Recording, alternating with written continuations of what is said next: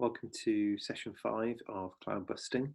If you remember at the end of session 4, Sam told Alex and all his other friends about Davy's allergy to peanuts, despite Davy saying, please don't say anything. Chapter 15, too hot. The world was too hot. The country was too hot. The city was too hot. The street was too hot. The school was too hot. The classroom was too hot. My clothes were too hot. My skin was too hot. My blood was too hot. Watching Alex whisper and laugh with Pete was making my insides too hot. Chapter 16. Just a joke. Hi, Davy, said Alex. Would you like one of my crisp sandwiches? Davy looked up from his break box, surprised. He wasn't the only one. I looked at Alex, surprised and suspicious and surprised. Actually, Alex wasn't usually nice to Davy. What was he up to? What flavour crisps? Davy asked, through a smile big enough to turn upside down and shelter under out of the rain. Alex was talking to him. Alex was offering to share a sandwich with him. Davy was so happy. My insides were about to melt. Cheese and onion, said Alex. My mum makes them special. You'll love them. Yes, please, said Davy. Davy reached out for the sandwich. Alex held out to him. Oh no, said Alex. I'll hold it. Your hands might not be clean. You can eat half and I'll have the other half. That's fair, isn't it? I stood up, my heart dive bouncing like a bungee jumper. Yes, that's fair, said Davy, and he took a bite, one bite, and he chewed with a smile and swallowed with a frown. And the whole class watched. The very air held its breath as Davy started to cough, and Alex cracked up laughing, and Davy coughed harder, and Alex laughed more. But then the laughing stopped, as Davy's hands flew to his throat, tearing at his skin, clawing at the invisible hands, choking him from the inside. His face erupted in red blotches. The whites of his eyes were turning red. He couldn't breathe. He fell to his knees, his eyes on me, and Alicia screamed. Lucy ran to get help. Claudia started to shriek. Martin shouted at Alex. It was only one peanut, cried Alex. I only put one peanut in there. It was just a joke. I thought he'd sneeze. It was just a joke. Davy fell on his side, his eyes on me, and was still. I ran over to Davy to loosen his shirt collar, but it was already undone. And Davy was so still. Mr. Mackey ran into the room holding a fat grey pen. He pushed us out of the way and took the top off the pen before jamming the other end into Davy's thigh. Come on, Davy, please, begged Mr. Mackey. But Davy was so still. Mr. Mackey kept the pen against Davy's thigh for long, long seconds. It was only a joke, sir, said Alex. I only meant it as a joke. And he started to cry, great big rolling tears, as he watched Davy. Lucy ran to the office and tell them to phone. Lucy, run to the office and tell them to phone for an ambulance, said Mr. Mackey. And for God's sake, hurry. I turned to Alex and saw myself and hated what I saw. I hated Alex so much, but I hated myself more. And Davy's eyes were on me, still watching me, still. Chapter 17. Fine. Davy was okay. The pen Mr. Mackey jabbed into his leg was a special pen, full of adrenaline.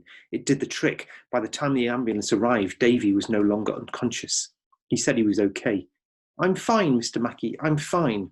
But his face was still red, and his lips were swollen, and he couldn't stand up, and he kept scratching his skin. Mr. Mackey insisted that he went to the hospital.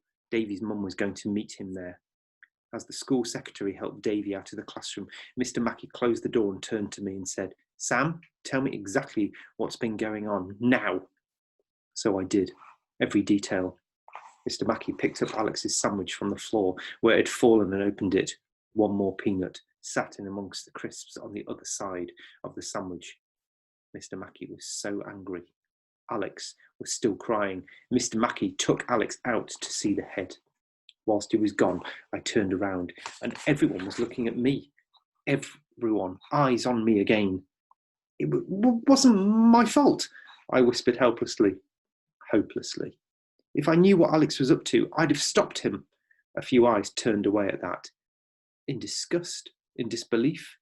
Why didn't anyone believe me? Davy was my friend. I wouldn't have let Alex do it.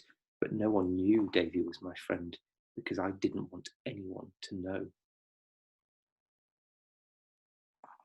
They thought I was with Alex. Like Alex, another Alex. No, they thought I was Sam, worse than Alex, and they were all right. I was worse because I was a coward. Davy could be my friend, and as long as no one found out, as long as no one knew, just him and me, just me and him, Davy, just you and me and you, a secret to be shared by two.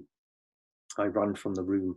I escaped to the toilets. I locked the door and lowered the lid and sat down and looked down at my shoes and watched the water fall from my eyes, escape from my eyes, flee, break free and drop from my eyes, splash onto my trainers, splish, splash, spatter, splatter.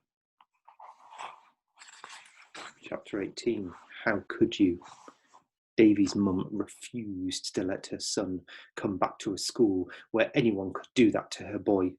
Davy's mum said she'd have to be dead before her son came back to a school where anyone could do that to her boy. Davy's mum was more than ready, willing and able to move house if she had to move cities if she had to move abroad if she had to, before her son came back to a school where anyone could do that to her boy. Chapter 19. Davy's gone. I went to visit Davy in hospital. I took him some grapes and a couple of Spider-Man comics and my favourite science fiction book that I didn't lend to anyone except good friends, best friends. I went with my friends. I went with my mum to the hospital. Mum chatted to Davy's mum whilst Davy sat up in bed eating the grapes and eyeing the comics and flicking through the pages of my science book that I didn't lend to anyone except good friends, best friends. Davy's mum had calmed down by now.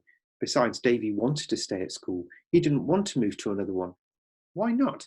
Asked his mum. Because, was all Davy would say. Because isn't a reason, said his mum. Davy shrugged.